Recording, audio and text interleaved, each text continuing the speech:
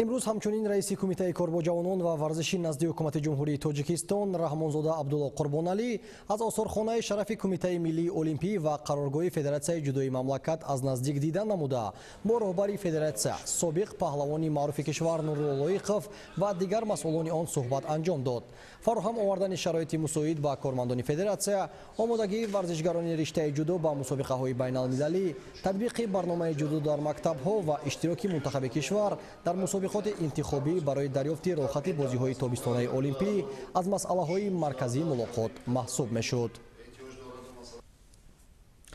برای هرچه بیشتر جلب نمودن نورسان و جوانان با ورزش و با این وسیله تامین نمودن طرز حیات سالم از جانب حکومت جمهوری تاجیکستان برنامه‌های مشخص عملی گردیده ایستادند. لایحه جودو در مکتب‌ها از زمره آن برنامه‌های میباشد که همکنون تمام منطقه‌های کشور را فرا گرفته ایستاده است. تفصیلات بیشتری موضوع در گزارشی همکاران ما.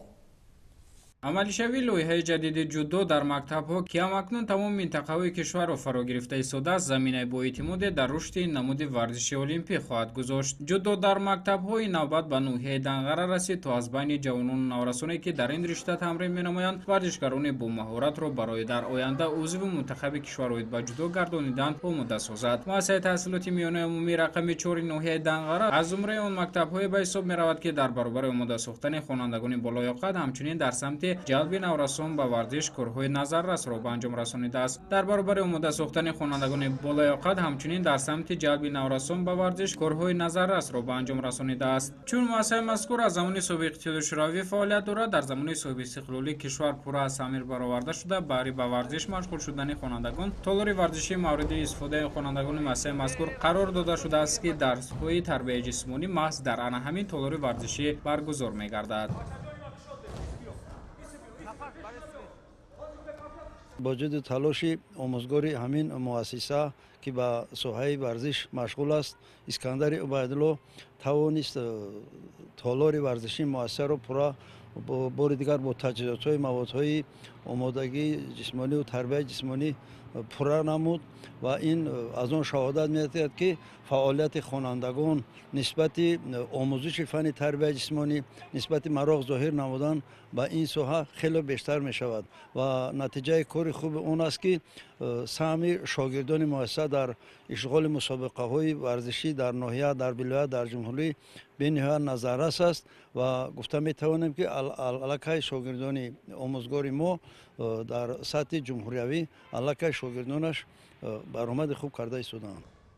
همکنون برای باز هم در سطح خوب و بهتر آماده ساختن ورزشکاران رشته جودو با این تالار ورزشی لوازمات ورزشی از جمله جودوگی و تاتامی از جانب فدراسیون جودوی کشور تقدیم گردید. ضمن معرفی لایحه مذکور مسئولین فدراسیون جودوی تاجیکستان ابراز داشتند که عملشوی لایحه جودو در مکتب‌ها زمینه خوب است برای آماده ساختن ورزشکاران این رشته.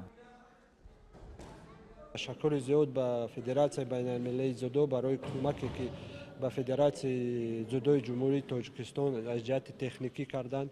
من میخوام منتداری خود را بیان میکنم و باز به فدراسیون جودوی جمهوری تاجیکستان که برای این 10 مکتب لایحه آماده کردم و این برنامه همچون برنامه جوانی پیشنهاد قبول شده بود از طرف فدراسیون بین المللی و در آینده میخوام که